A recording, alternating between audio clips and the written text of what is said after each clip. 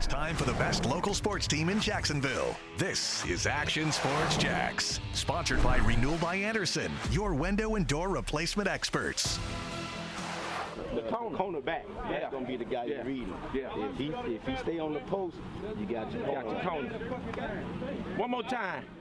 One more time, it means something if you're a high school football team and you get the opportunity to practice on Thanksgiving. 8 local teams, including the Reigns Vikings, got that chance here in 2024 yesterday. And that means the chance to win a state title is still alive as we bring you this special edition of Action Sports Jax and the Friday Night Blitz. I'm Brent Martineau, third round of the playoffs, and this is all that stands in front of our local teams as they chase a championship. So let's get it started. The St. Augustine Yellow Jackets have cruised through rounds 1 and 2, hosting Choctaw. Third straight meeting in the postseason between these two. 6-0 Yellow Jackets, and they add to it. Trendell Anderson up the gut. He's free for 6 more. 13-0 in the first quarter. They never scored again. So it was up to the defense, and what a job they did. Fourth quarter, St. Augustine up the touchdown. Choctaw 4th and 2. They don't get enough. The QB sneak doesn't work. Choctaw living on the Yellow Jacket side of the field in the final quarter, but that's a stop. Nothing working on offense for St. Aug, but this was a critical play. 3rd and 16, and watch. Lachlan Hewlett dumps it to Anderson. Look at the moves he makes. But watch the end of the play. The ball pops loose in the air. Darryl Jenkins catches the loose ball to avoid a turnover. They would punt the football, but better than a turnover deep in their own end. Last chance in the final minute for Choctaw. Throw on the far side. Jimmy Wheeler picks it off. Got blinded there, but well, now he's got the ball. You see it. The Jackets defense was huge. They stopped the Indians on 5 fourth-quarter possessions. 13-6, St. Augustine back to the Final Four, and will go on the road next week.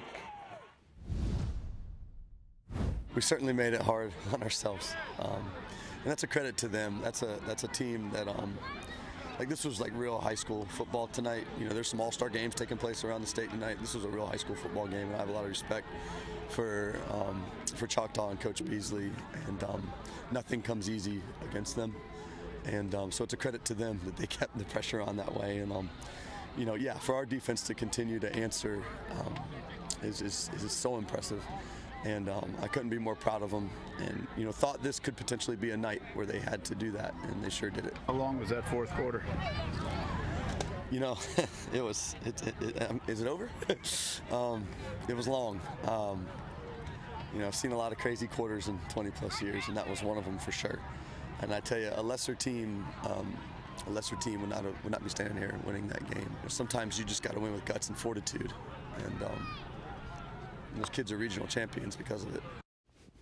Congrats to them. We go around the state in 4A, and they'll reseed based on Max Prep's rankings. That's new. So St. Augustine hits the road next week to Orlando Jones, while Naples plays at American Heritage in the other semifinal. All right, let's keep going. Let's go to the Graveyard. Bishop Kenny at Reigns. Local, right? The Crusaders recover an early fumble, and they took a 7-0 lead on the road when Derek Heidemann has had a fantastic year. It's J.P. Donovan, who's also had a fantastic year. Path to the end zone and the lead.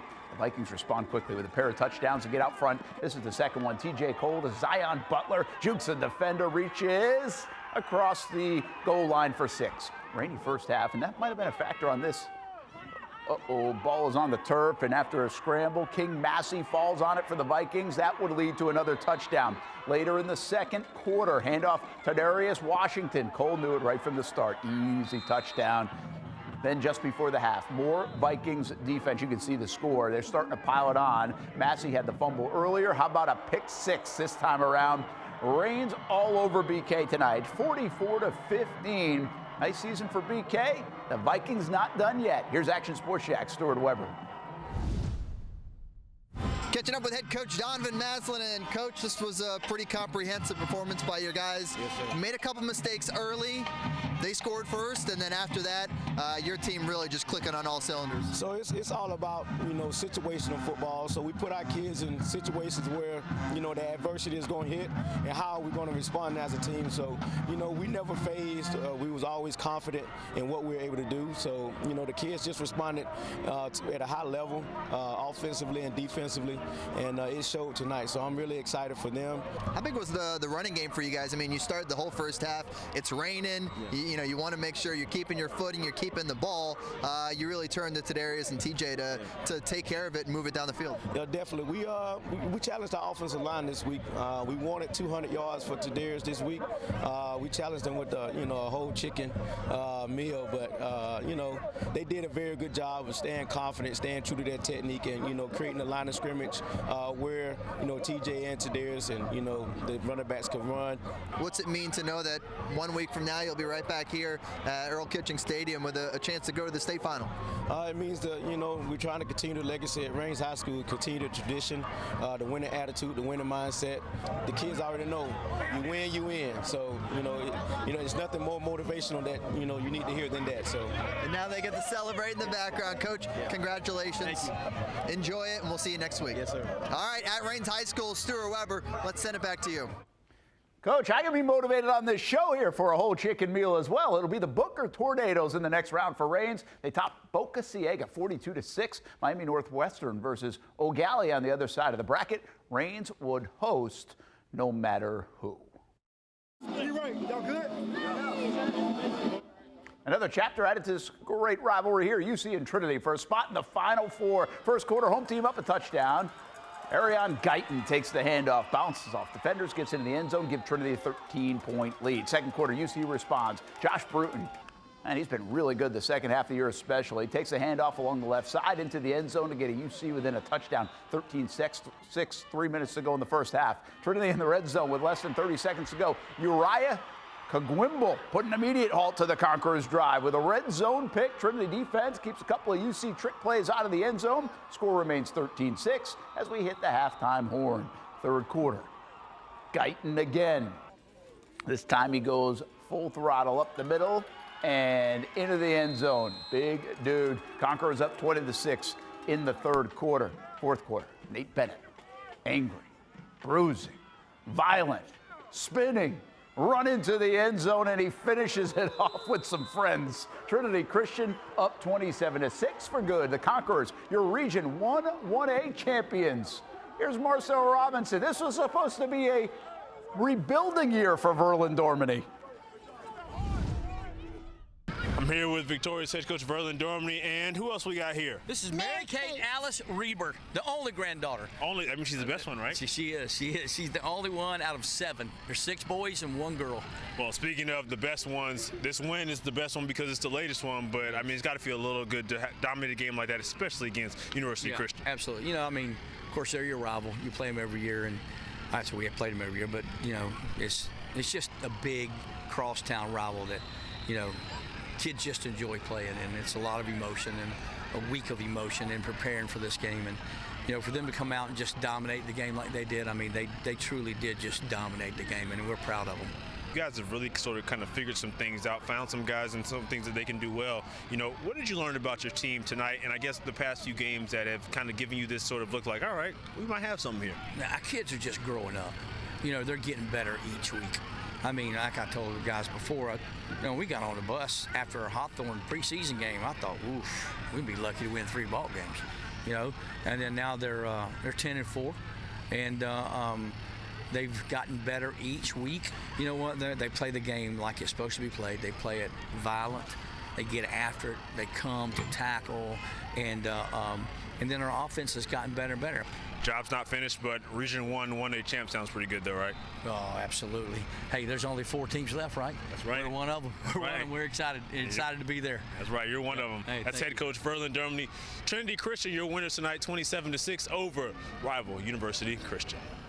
Hi, Mary Kate, and can you give Marcel your blanket, because he's obviously soft in this 50-degree weather with the gloves on. My goodness, the road gets real tricky now. Action Sports Jax needs to be tougher. Trinity Christian heads south to face Chaminade Madonna in the state semis next week. Clearwater Central Catholic and Cardinal Newman beat the other semi. All that need to be said. You win, you in, right here in the graveyard. One more home game. The Graveyard will play host to a state semifinal next week, and that's a good setting for some big-time football. We're back on this extended edition of Action Sports Jax, a little combination of the Friday Night Blitz. So far, 3 teams moving on. All the home teams tonight. St. Aug, Rains, Trinity will play next Friday. Meanwhile, 3 of our area teams had to hit the road tonight. Let's find out how they did. Oakleaf has top Mandarin and Nice. Wow. Can they keep the run going at Buchholz? Tough place. Justin Williams was a scoring machine for the Bobcats with this run up the middle. He gets in there. Buchholz always good. Not to be outdone, though. Oakleaf quarterback Jake McKissick, 1-yard keeper. We got some rugby scrums going on. That would be 10-6 Buchholz at the time. We mentioned Justin Williams was a scoring machine. He would run it from 9 yards out for Buchholz. Late touchdown is the difference. The Bobcats celebrate a win. Heck of a season for Oakleaf and Coach Foy. 25-19 the final. The Bowls Bulldogs trekking out west outside of Tallahassee to take on Gadsden County. Dogs down 7 in the second half. Make it 5. MJ Jenkins with the pressure fumble out the back of the end zone for a safety, 14-9. The home team Jaguars of Gadsden County get the ball back and go for it on 4th down. And Camarion Battles gets through there for a touchdown. Bowl season comes to a close. Just couldn't get the offense going. 21-9 loss. Remember, in the rural classification, they are 1 week ahead of the rest of the state. That state title game will be played next Friday night at the Villages. Union County, 1 win from that game on the road at Madco. Madison County and the Cowboys doing cowboy things. Up 7-0 in the first quarter. Jason McDaniel takes the handoff. It looks like the play's dead, right? No. Whoa, how does he get out of that? Well, he's got some friends to bring him along. In for the touchdown, second quarter. After a Tigers TD, 13-8 now. Not for long. Madco on their own 25. Equez Christian keeps it himself, and see you later. Union County falls at Boot Hill, 34-8. Madco onto the title game to meet Hawthorne.